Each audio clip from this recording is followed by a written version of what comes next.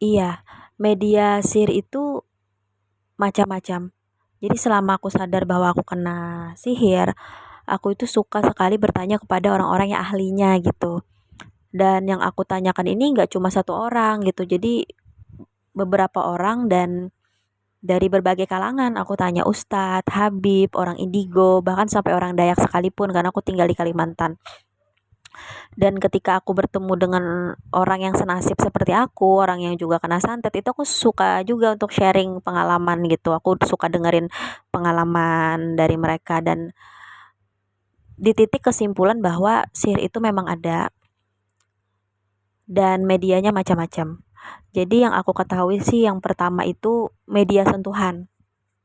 Kalau di Kalimantan kan di sini itu biasanya pakai minyak. Jadi minyak itu misalkan ditaruh di tangan nih, di tangan pelaku. Nanti dia sentuhkan tuh di kulit korban. Itu ada, itu medianya kan sentuhan gitu. Terus yang kedua lewat makanan. Jadi makanan itu nanti dikasih sesuatu hal yang disukai oleh jin.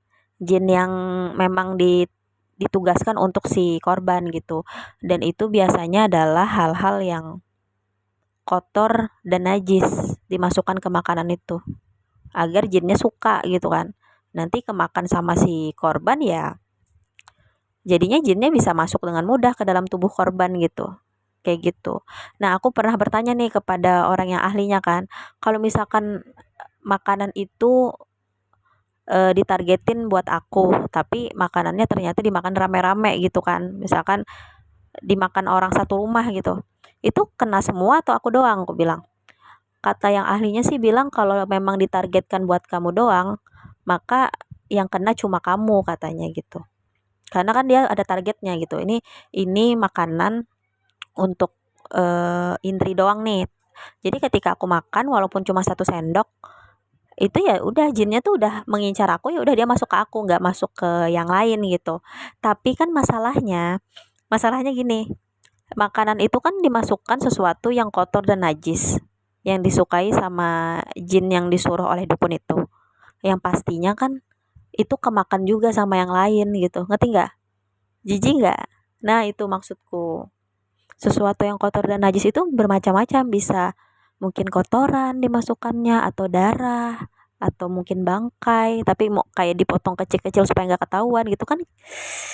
Jijik ya. Nah itulah gitu. Terus yang selanjutnya medianya semacam buhul tapi ditaruh di sekitar rumah korban misalkan. Ada juga yang nggak ditaruh gitu, dilempar. Jadi dukunnya itu kalau misalkan si pelaku kan nanam sesuatu di depan rumah korban itu kan bisa ada buktinya tuh, kerekam CCTV tuh. Nah, zaman sekarang tuh berinovasi. Jadi nggak usah pakai kayak gitu lagi supaya tambah nggak ada bukti.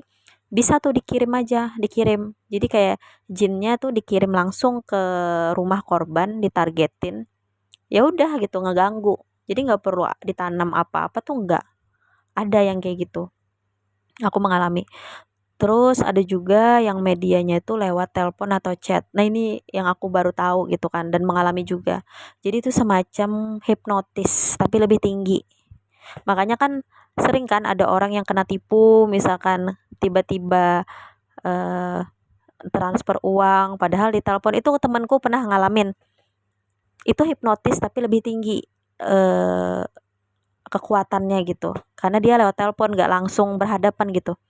Ada itu. Itu biasanya kayak gini. Kalau orang random sih ya yang nelpon misalkan gini, halo apakah ini Ibu Rita, katanya gitu. Kita jawab bukan, salah nomor kata kita kan.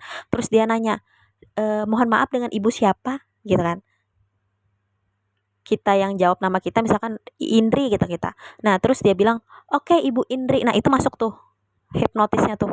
Karena dia udah nyebut nama kita, makanya kalau kita ada telepon kita angkat nih, orang yang gak jelas gak usah dijawab, langsung tutup aja gitu. Terus yang lewat chat juga bisa, aku ngalamin. Jadi dulu itu aku itu aku tahu nih mantanku itu ngeguna-guna aku gitu. Terus dia ngechat aku tuh suatu hari. Aku udah lama tuh nggak ketemu dia dari tahun 2019, 2023 dia ngechat di second akunku di TikTok. Tapi udah aku hapus second akunku itu.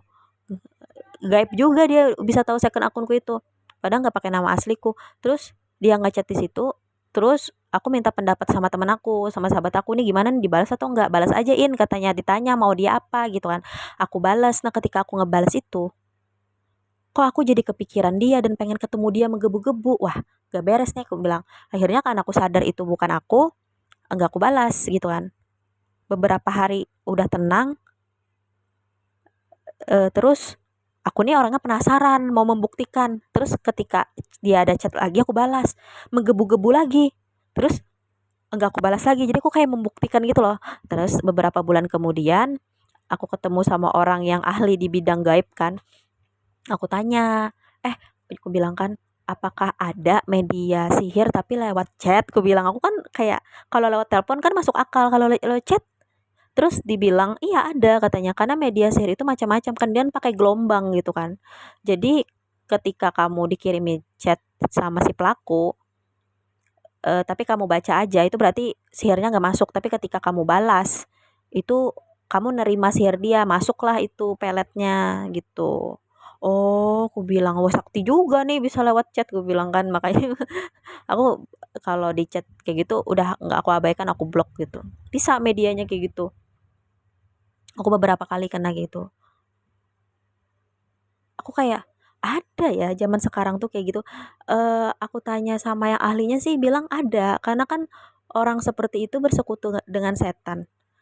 Maka setan itu akan ngebuat kayak mempermudah lah urusan dari si pelaku gitu loh, agar si pelaku ini tambah menyembah dia gitu, tambah eh, apa sih, mempersekutukan Tuhan gitu supaya lebih percaya dengan setan gitu. Jadi kayak istilahnya setan itu akan ngebantu dari segi manapun gitu, supaya si pelaku itu tambah ya tambah tambah terjebak lah ke ilmu hitamnya gitu. Gitu. Itu sih media-media sihir yang aku ketahui gitu. Mungkin banyak lagi, tapi aku nggak tahu mungkin. Karena setiap daerah kan pasti punya ciri khas yang berbeda-beda gitu tentang sihirnya gitu.